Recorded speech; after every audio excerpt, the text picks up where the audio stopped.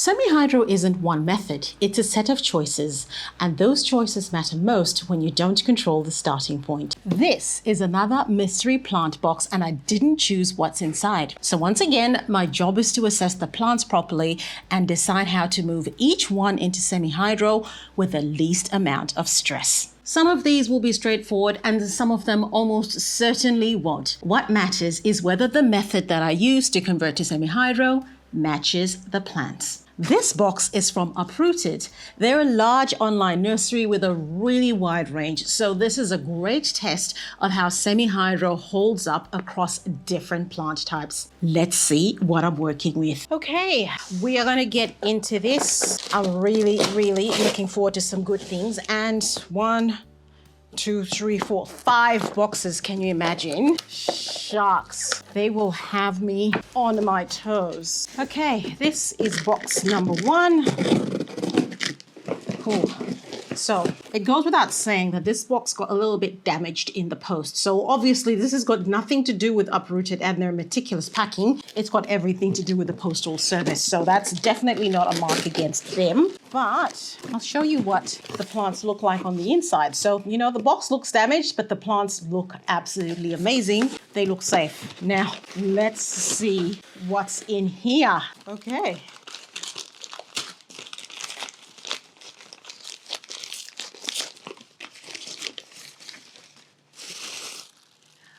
Oh, how beautiful does that look? That is a Monstera Adansonii Monkey Mask Variegated Albo. It looks absolutely beautiful. Now, I don't know if this is Uprooted's way of telling me that I need a plant and a moss pole, but that is just gorgeous, absolutely gorgeous. So obviously with all these plants that I am unboxing, they're available on the Uprooted website. So if you live in Australia, Uprooted is a fantastic place to get plants and they ship everywhere. So you don't need a concierge or anything. Ooh,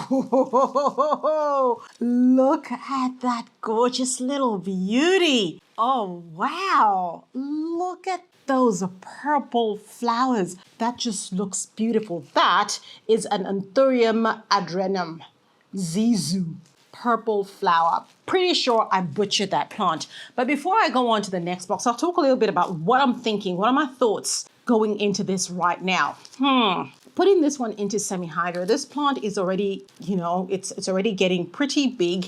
So I'm a bit concerned that if I did a direct transfer here, I might end up with some leaf loss or indeed a lot of leaf damage because there's a lot of all this beautiful variegated stuff. I wonder whether doing the long method might be a better way to go with this. And that's only because I want by the 30 days, I've got something to show you. I'm not sure. I probably would go a sort of long method way, but do a sort of hybrid and put a moss pole on at the same time as I'm sort of putting it in a long method. I don't even know whether I want to do a long method. I might put it into Leca directly, but also then put an air stone. I don't know. I'll have to think about that. It's a very tricky one. I'm very tempted to just put it directly into Leca. They do really well going directly into Leca, so I think that will work really well. Now, some of you might be wondering what this is. Uprooted do this fabulous thing with these bamboo stick, and that's what keeps the plant from moving around during transit. So yeah, I love it because look at these plants. They look absolutely gorgeous and fantastic. Right, let us go to box number 2. I've done a few videos where Uprooted have been really kind and sent me some plants, allocation ones particularly. So if you haven't seen them, I'll link them in the description below so you can take a look. Let's look again. That, my friends, is what those plants look like, all snug in their box. Ooh, starting to get a little bit worried. One of the things I love about Uprooted is pretty much everything that comes with the plant is recyclable. I really love that. The box is cardboard, then this is paper. The only plastic is this that's holding the soil or organic matter. And well, you know, you can't really, oh, look at this. They are testing me for sure. This is a Geogenanthus Poeppigii. I'm probably I'll just be butchering all these names today, guys, so just forgive me. Look at how gorgeous this plant looks. Look at the back. Those leaves are beautiful. I can safely say I have never had this plant in my collection. I know what it is. I've seen it. I've never been particularly attracted to it, but looking at it in real life, it looks absolutely gorgeous. Now, I don't know, what will I do with this plant? The leaves are looking really, really good. The plant is in perfect condition, honestly. And if anything happens to this plant during the transition, it will not be because of what the plant was before. It will definitely be a user error, i.e. me. But I'm thinking I might just put this in to the direct method. But I'm also wondering whether using my mineral-based substrate, something that's a little bit like pon, might work better for this plant, because those stems look a bit succulent, if you know what I mean. They look a bit juicy and fruity, and even the leaves are quite firm, and firm's not the word I'm looking for. They seem full, So I'm thinking that this might be a plant that might not like too much moisture. I don't know. So this is really going to be interesting to see what happens with this. And it's also giving me, peperomia vibes, if you know what I mean. It's really giving me peperomia vibes. And I'm really thinking that those roots are going to be pretty thin. And if the roots are pretty thin, the easier way that I know to transition a plant like that would be to put it in the mineral-based substrate. So if you want to see exactly what these roots look like immediately when I'm done with this, I will be doing the transition, and that video is going to sit at thelecaqueen.com, only because I want to take my time showing you everything that I'm doing. Okay, next. Ooh, let's go. Next up. Okay. Oh, one of my favorite plants. If you know anything about me, you will know that I love a ZZ plant. This is a ZZ Jungle Warrior. I love it. Now, obviously, you know that a ZZ plant has got these big rhizomes inside. They're like potato-y things on the inside, and it likes to be dry. It does not like to be wet. So what I will not be doing certainly is using the long method to transition this plant. And it's such a beautiful specimen, and it's already turning dark. Those leaves are firm, beautiful. There's not a blemish in sight. There's actually some new growth coming through there. It is just absolutely beautiful. I have no idea what the roots of this plant are doing. I would assume they are really doing well because of what the plant looks like. So yes, I will love that. ZZ plant is one of my favorites, and I transition ZZ plants all the time on this channel. So I want to think this is going to be a little bit easy for me. Next box.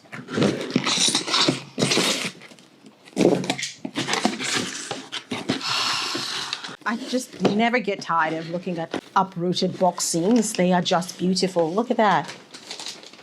Oh, this is too. Oh, look at this beauty. Oh my goodness. This is a Begonia Maurice Amey. I love this begonia. I really do.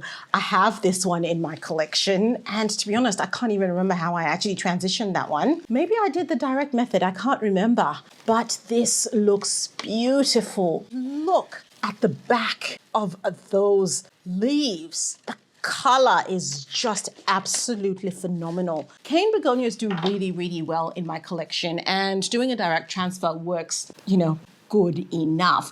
They have very thin roots. So, using a mineral-based substrate might not be a bad way to go. And another thing I know about this type of begonia, they're very thirsty as well. So using a mineral-based substrate probably would work really well in terms of stabilizing the plant immediately and not having it go into that initial shock and leaf drop that it might have if I put it straight into Leca, because you guys are going to be up in my throat 30 days from now asking how these plants are doing and wanting to see them doing really well, because I want to put up a good show for semihydro, right? But, oh gosh, Uprooted, you have outdone yourselves. You really have. And lots of challenges for me, because it's easy enough for a plant to stabilize, after a few months. Then it kicks back in and it's fine. But I've only got 30 days to turn this around. And I don't want to come back and say, just give it some time. I want semihydro to be, pass with flying colors. All right, let's take a look at this next one. Next plant. Ugh, I should probably use my, so much easier. So much easier.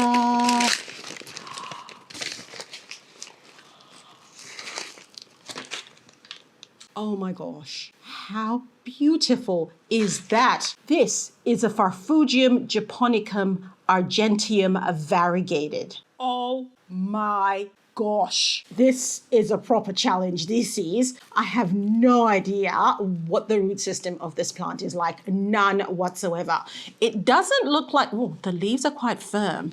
Very firm. I have no idea. No idea whatsoever. I'm guessing maybe it comes from Argentina. This is a wild guess on my part, but oh wow. This is going to be really interesting. I'm going to have to just get into that pot and see what those roots are doing before I make my decision as to what I'm going to do. But it does seem like this could be a direct transfer. I don't think I probably need to do a long method with this. But in addition to just what the method is, it's also about the aftercare. So probably with this, I can definitely see that I might need to whack my humidifier out for quite a lot of these, especially with the begonia as well. So not just necessarily sorting out the roots, but supporting the leaves as well. So, you know, maybe it might be a good idea, because I'll have so many plants, is to put them in my grow tent and have my humidifier going then. Otherwise, if it was just 1 or 2 plants, you could sort of have, you could make a dome and, you know, maybe get a basket, not a basket, maybe get a tub or something and close that and create an environment with a higher humidity to support those leaves. But I am a very interested in this, and I'm really interested to see what is going to happen and what I'm going to do. This is the second last box. So potentially I've got 4 more plants. Oh shucks, they are really, Uprooted are not messing about. They are giving me a run for my money. There we go. They're giving semihydro a run for its money, that's for sure. Wow, that is a Rhaphidophora Pertusa. Look at that beauty. Look at that beautiful plant, people. Look at the area roots. You can tell that this plant came from a well-humid greenhouse, because you can see this area root is starting to get that fuzz around it. And this plant is a prime for a moss pole. Shucks. I did not really think this through. I didn't think doing this mystery box thing was going to lead to me having more moss poles. But here we go. Now, what I love about this plant is see how it very quickly went from a juvenile stage to maturing leaves very, very quickly. So we started here, right? And these are really tiny, tiny. And the big jump from here to whoosh, sized up, and then whoosh, fenestrations. Whoosh, fenestrations. Just beautiful, beautiful plant. I think for this one, I might do my moss pole long method hybrid like I did, like I thought I was going to do with the Monstera Adansonii Albo, because those leaves are just beautiful. And there's actually a new leaf unfurling over there. And wow, I did not see that coming. I didn't think, I mean, I thought they would throw 1 or 2 plants at me, right? Maybe not 1, but I'm going to have a very interesting problem of too many plants in my house at this stage. I've done really well at, you know, curbing what I buy. Oh my gosh. Look at that. Pretty, pretty. So pretty. Oh, this is Madame Smet. Look at it. So beautiful. Look at those little variegated leaves. Shucks, they're throwing me some curveballs here. I have not transitioned this plant into semihydro before. Never. And the thing that's concerning me is it's got all these little leaflets, right? And they might easily get damaged during the transition, because that period of dry, not dry, yeah, I don't know. I'm very tempted to just go the direct method with this. I don't think I need to do the long method. And if I did do the long method, I think maybe it would just be for a few weeks, because I think this plant is going to root very, very quickly. Yeah, I don't know. I have to see the roots. I think I can't make a call on this one until I see the roots. But oh my gosh, will you look at that? How beautiful. That is just beautiful. This is the final box in the Uprooted saga. Oh. 2 more plants. So that was 5 boxes. So Uprooted have sent me 10 plants. That is enough for me to prove or disprove my point. I mean, I'm not really proving anything. I'm just trying to show how... Oh my gosh, look! It's an Oxalis. Oh, it's an Oxalis Triangularis Mickey. I think that's how you say it. That is beautiful. I've been looking at this on their website. Oh, shucks, look. It's flowering. It is absolutely flowering. Now, I'll be honest with you. Out of all the plants that have come out of this unboxing, this is the one I'm scared of the most because I think it's the one that's going to give me very dramatic results because I have transitioned Oxalis plants before and it was very much a hit and miss. I didn't quite know what I was doing. I think. Maybe I did. I don't know. I got the plant and I put it directly into Leca because it's got these, they're like corms. That's what they are in there. And very, very fine roots. Very, very fine. I put it in Leca. They sprouted. The plant was doing okay. But I didn't think it was living its best life. And that was because I thought the Leca was a bit too airy and it was drying out those little roots. So I moved it. I actually took the plant out of Leca and put it in pon, and I thought the plant started to do a lot better when I did that. And I think that had a lot to do with moisture. So this plant now, because I want the plant to still look good when I come back in 30 days, what I'm thinking I will do with this one is I will actually do my no wash method. So directly take it out of this and just directly put it into a pot without washing. And I will use my mineral-based substrate. That's a bit like pon as well. So just straight from here into that, boom. And I think the question is, do I use the submerged method or do I use a wick setup? I'm not sure. The problem with the wick setup is it tends to be a lot more drying than using the submerged method. So I might be best using the submerged method, or maybe at the start with a wick setup, because this plant as it is right now is not yet used to being in that, moist environment as it would be when I put it in that pond. So it might be an idea to do a little bit of a hybrid and start off with a wick setup. And as that plant steadily grows and as I see the roots start to come out of the pot and start to grow into the reservoir, I can then take it, just put it directly into the reservoir and have it be submerged. I'm not sure. I really have to think about this one. But oh wow, that is a good wild card. I love it. I love it. Well played, Uprooted.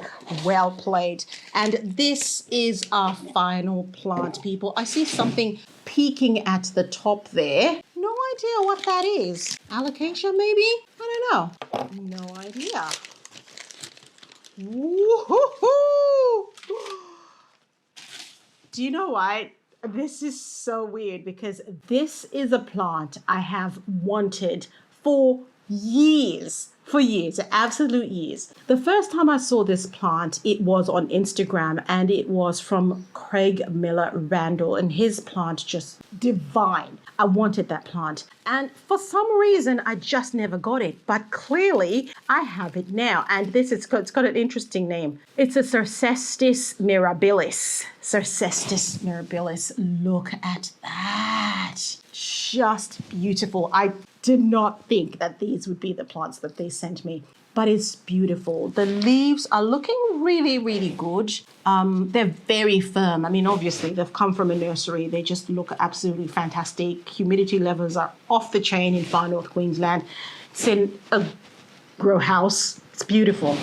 I'm thinking maybe just not the long method, just the direct method might be good for this plant. I think so. I really, really do. But direct method, but supporting it with high humidities and supporting those leaves because they're used to that humidity in the grow house. Bringing them here in my environment, and I'm in Melbourne. The humidity here is just, and it's summer. It's been hot there. It hasn't been raining so much. So I'm really thinking the humidity is not what it should be. So putting this plant in a grow tent with a humidifier on might definitely be the way to go. But I think I will use the direct method. I am loving it. Loving it. Thank you so much to Uprooted for supplying these plants. And if you love the look of them, I mean, the quality is just fantastic. Please go and check out Uprooted on their website. They ship Australia-wide.